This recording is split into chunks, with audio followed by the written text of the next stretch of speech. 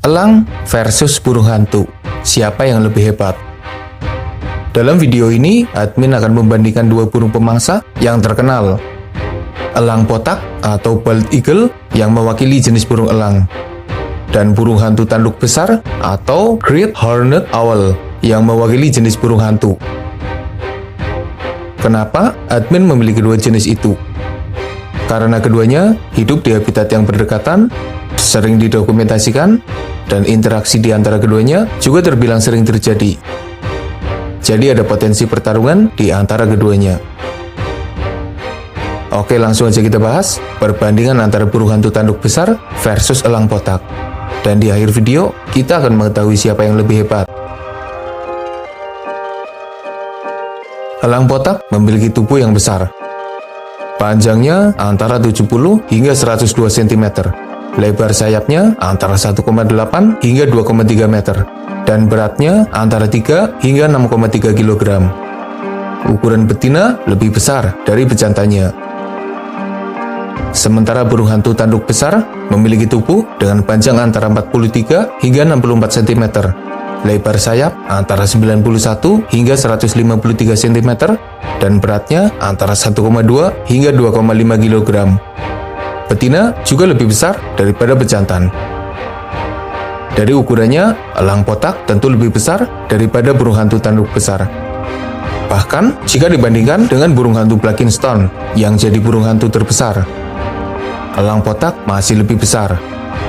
Pasalnya, berat burung hantu Blakiston hanya di kisaran 3 hingga 4,5 kg saja.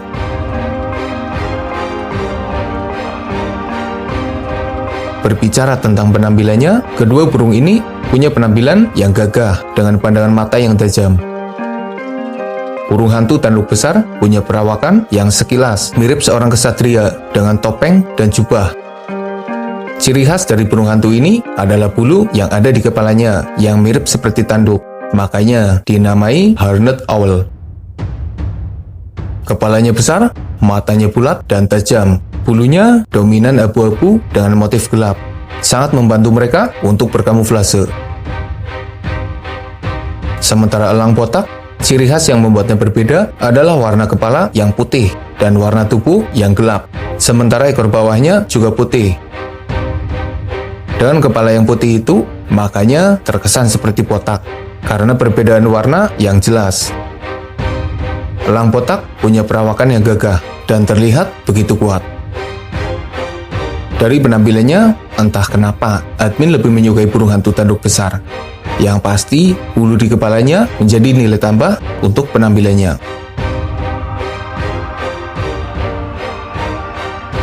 Ada beberapa suara yang bisa dikeluarkan oleh burung hantu ini. Suara paling khas adalah suara mendengung yang disebut hooting. Bahasa Indonesianya apaan ya? Bukan menggeram, tapi mirip suara perut gitulah. Suara ini biasanya dipakai untuk berkomunikasi. Mereka juga bisa berteriak dengan suara yang lantang. Tujuannya untuk mengancam dan menunjukkan eksistensinya. Bahkan ada yang bisa mengeong seperti kucing. Sementara elang botak punya suara yang lantang.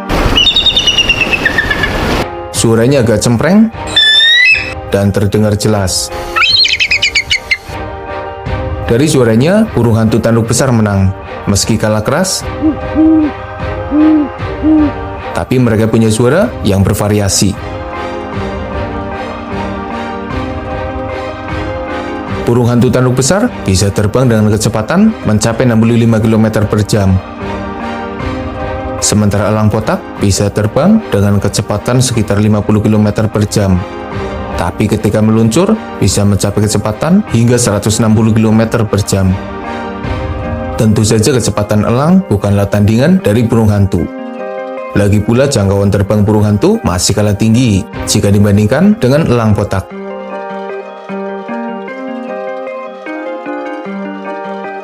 Mungkin ada yang belum tahu kalau kedua burung ini sebenarnya bisa berenang, dan keduanya adalah perenang yang hebat.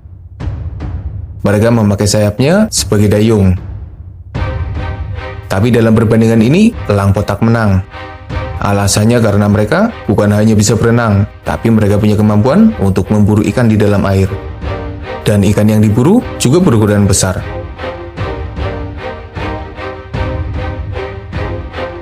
Mangsa utama elang botak adalah ikan. Bahkan ikan hiu juga jadi mangsa mereka.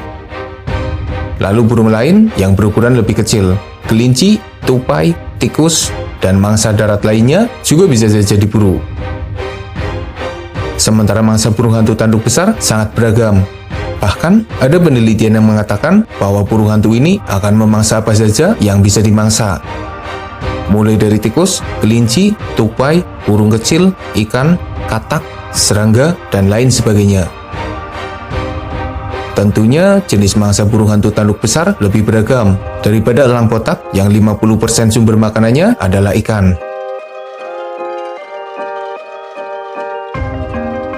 Elang botak mengintai mangsa dari ketinggian, entah ketika bertengger atau sembari terbang.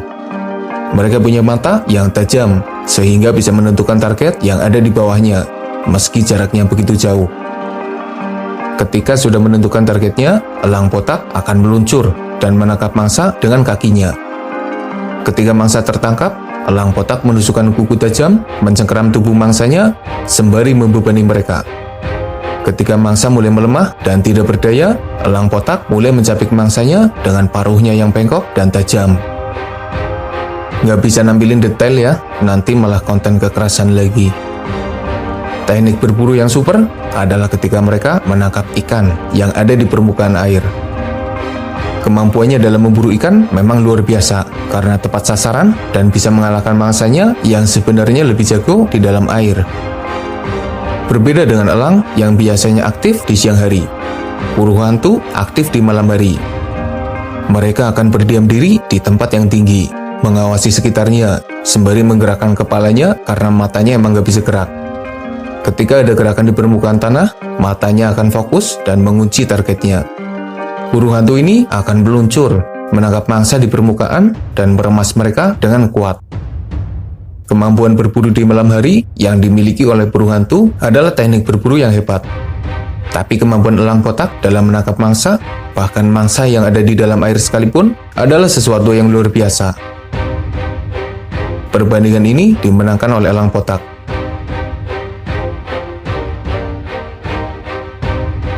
Burung hantu tanduk besar menghadapi beberapa pesaing yang bisa saja menurunkan level mereka jadi mangsa. Burung pemangsa yang lebih besar seperti elang atau hawk, rubah, coyote, kucing liar, dan pemangsa besar di sekitarnya adalah bahaya yang nyata bagi mereka. Sementara elang botak menghadapi beberapa pesaing, misalnya elang lain yang lebih besar, dan pemangsa yang bisa saja menyerang mereka di daratan. Tapi, elang botak dewasa bisa dibilang jadi pemangsa puncak, di mana tidak ada pemangsa lain yang sengaja memburu mereka. Para pesaing biasanya mengincar sarang elang. Beberapa hewan yang nekat mengusik sarang elang adalah kucing liar, burung lain, rakun, dan pemangsa kecil yang mengincar telur serta bayi elang.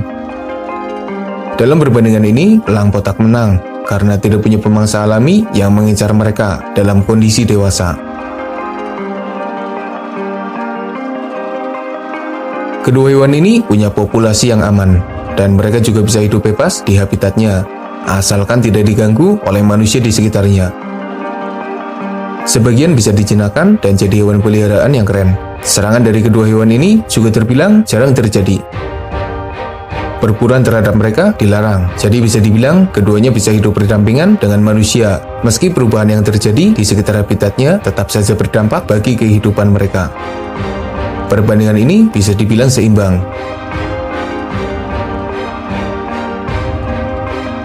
Keduanya punya habitat yang berdekatan dan ada beberapa interaksi di antara keduanya. Burung hantu bisa saja menyerang sarang elang dan mencuri telur atau elang kecil yang ada di dalam sarang. Biasanya induk elang akan bertarung demi keselamatan buah hatinya. Burung elang juga pernah diserang oleh burung hantu yang coba melindungi sarangnya. Burung hantu tidak memangsa elang dewasa, tapi elang bisa saja memangsa burung hantu.